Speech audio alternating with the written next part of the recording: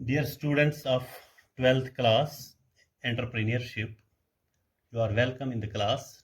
Today our topic is working capital. आज जो हमारा क्वेश्चन है वो है define working capital, discuss the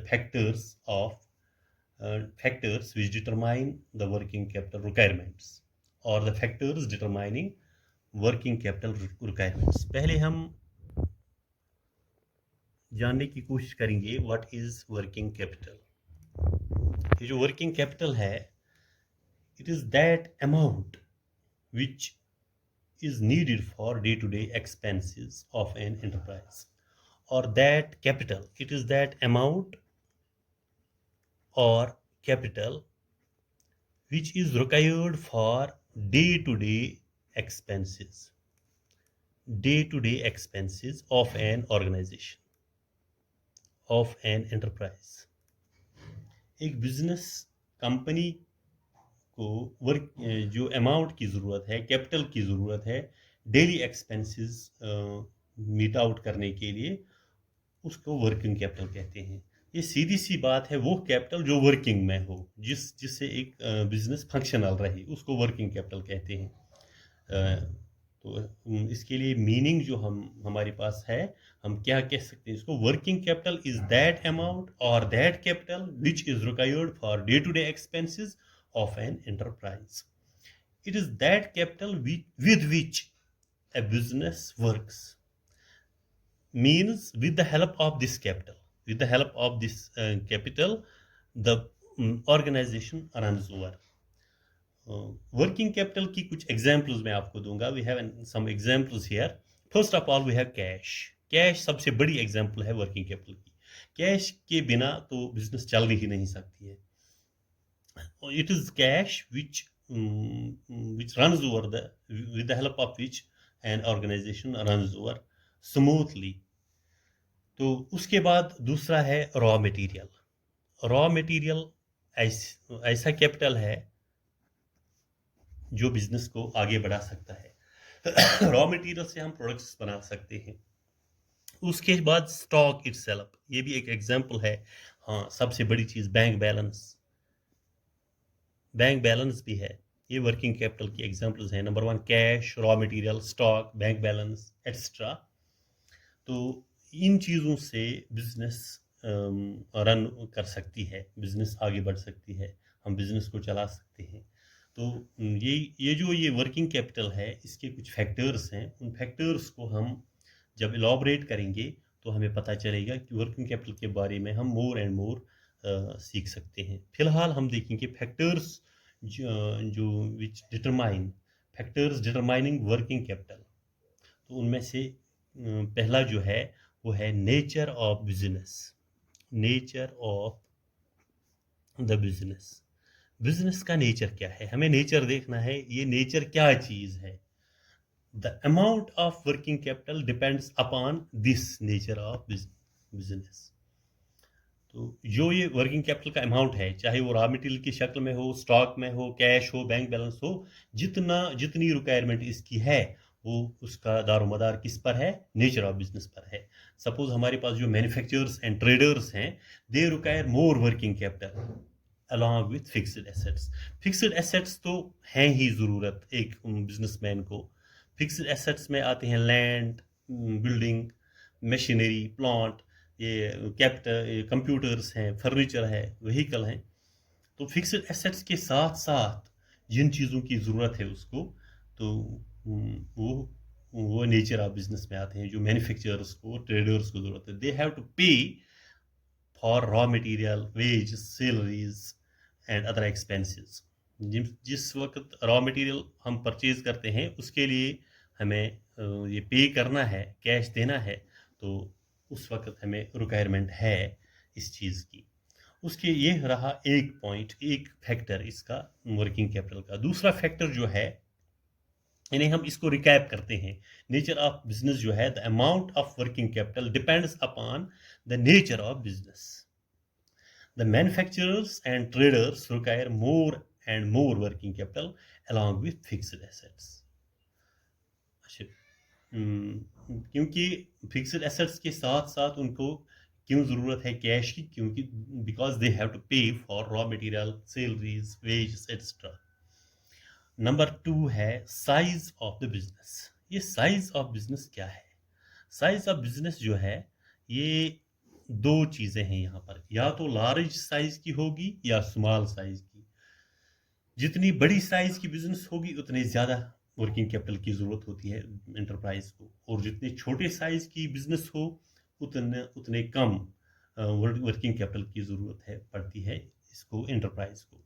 the size of the business जो है ये, it plays a very important role in determining the working capital requirements. Working capital की ज़रूरत कितनी है, तो इस चीज़ से भी हमें पता चलता है, ये भी एक रोल प्ले करता है ये factor. Larger the size of business, greater will be the amount of working capital required. जितना large size है, larger the size of business, greater will be the need of working capital. तो उस वक्त क्या है, वर्किंग कैपिटल रिक्वायरमेंट ज़्यादा है। जितना बड़ा हो, जितनी बड़ी कंपनी हो, जितनी बड़ी इंटरप्राइज हो, जितना हमारा कारोबार बड़ा हो। तो उसके बाद क्या है, large sized firms require heavy amount of working capital, whereas small sized firms require smaller amount of working capital. Large के लिए large amount of working capital, और स्मॉल के लिए स्मॉल साइज, ये smaller working capital, amount of working capital ज़रूरत है। यानी सीधी सी बात है, जितनी बड़ी बिजनेस हो उतना ज़्यादा वर्किंग कैपिटल, उतना ज़्यादा कैश हमें ज़रूरत है। और जितनी छोटी बिजनेस हो, हम मिसाल लेते हैं बिग बाज़ार की। बिग बाज़ार तो हर जगह है। बिग बाज़ार में जितने ज़्यादा प्रोडक्ट्स हैं हमारे पास, कितने प्रोडक्ट्स हैं वहाँ पर, तो सीधी सी बात है, उसमें वर्किंग कैपिटल की ज़्यादा ज़रूरत होती है। और छोटी सी दुकान जो है, वहाँ पर वर्किंग कैपिटल कैश की या रॉ मटेरियल की ज़रूरत कम पड़ती है। उसके बाद एक और फैक्टर है तीसरा, that is terms and conditions of purchase and sale। Purchase और सेल के लिए टर्म्स एंड कंडीशंस हैं। परचेज एंड सेल, ये जो परचेज सेल होती है कंपनी की, पर कंपनी को रॉ मटेरियल परचेज करने की जरूरत है और फिर वो फिनिश्ड गुड्स को सेल करती है। तो उसके लिए टर्म्स कंडीशंस क्या हैं, आइए देखते हैं इस फैक्टर में। हाँ, द वर्किंग कैपिटल रिक्वायरमेंट्स जो हैं, the working capital requirements also depend on these terms and conditions. किसकी terms and conditions? Of purchase and sale. It is if a firm purchases raw material for cash, अगर ये नकद cash में लाती है, ये परचेज करती है फॉर कैश, लेकिन क्या करती है परचेज? रॉ मटेरियल कैश में। लेकिन जब वो सेल करती है फिनिश्ड गुड्स या प्रोडक्ट्स, बने हुए प्रोडक्ट्स, जो फिर प्रोडक्ट्स रॉ मटेरियल से बनते हैं, उनको सेल करती है, लेकिन वो करती है कैश नहीं, credit, on credit. A company purchases raw material for cash but sells finished goods on credit, then the firm needs large amount of working capital। एक तरफ तो कैश देना पड़ता है, दूसरी तरफ उधार देते हैं प्रोडक्ट्स, और उसके लिए कैश की ज़रूरत ज़्यादा है, वर्किंग कैपिटल की ज़्यादा ज़रूरत है। उसके बाद एक और पॉइंट है, फोर्थ फैक्टर है यहाँ पर, रिक्वायरमेंट ऑफ कैश। कैश की क्या ज़रूरत है इसमें? The requirements of cash also determine the need of working capital. Working capital need, पहले ही मैंने बताया कि कैश के बगैर तो बिजनेस नहीं चलती, तो इसकी तो रिक्वायरमेंट होगी ही होगी।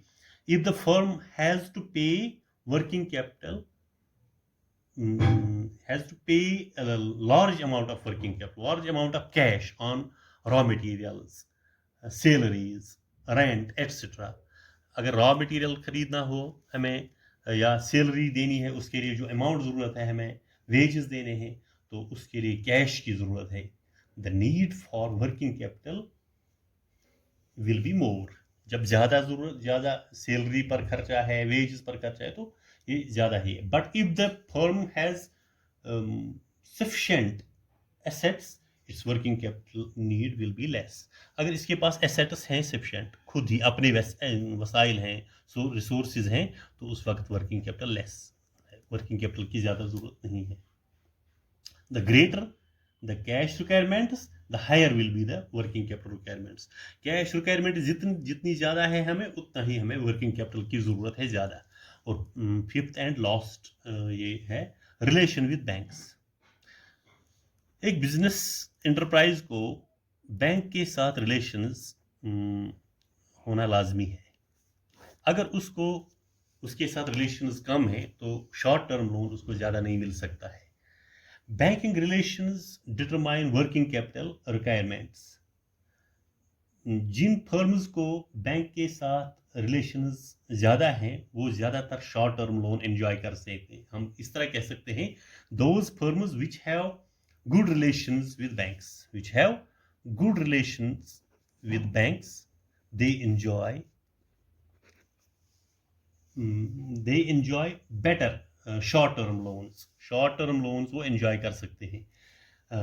हाँ, on the other hand, if the firm has not good relations with banks, require more working capital. जिसके good relations नहीं है, not good relations. Good relations क्यों नहीं है और क्यों है, कैसे हो सकती है? देखिए, अगर कंपनी ए बैंक के साथ काम करती है, वहाँ से शॉर्ट टर्म लोन लेती है, तो वक्त पर उसने लाइबिलिटी एंड की, with in 1 year, with a particular period of time उसने लाइबिलिटी अदा की, लाइबिलिटी एंड की, तो उसको बैंक के साथ गुड रिलेशंस रह गई. और on the other hand B company जो है, उसने ये जो लाइबिलिटी उसकी थी उसको वो वक्त पर पे नहीं कर सकी. ऑब्वियसली उसके बैंक के साथ रिलेशंस अच्छे नहीं रहे और उसको वर्किंग कैपिटल की ज़रूरत है. यहाँ पर बैंक हेल्प कर सकता है. आधा वर्किंग कैपिटल तो उसको अपना है और आधा बैंक दे सकता है. और यहाँ पर बैंक उसको इनकार करता है क्योंकि उसकी लाइबिलिटी रह गई है, उसने वक्त पर लाइबिलिटी एंड नहीं की है. ये है फैक्टर्स इसके क्या कहते हैं, working capital and its factors. इसको आपने अच्छी तरह, और in addition to these factors you can have books, journals, internet facility. आप इसका मुताला भी कर सकते हैं, लेकिन इसको जो मेरा ये लेक्चर है ये आपको हेल्प करेगा वो समझने में. आज के लिए बस इतना ही काफ़ी है. Have a nice day.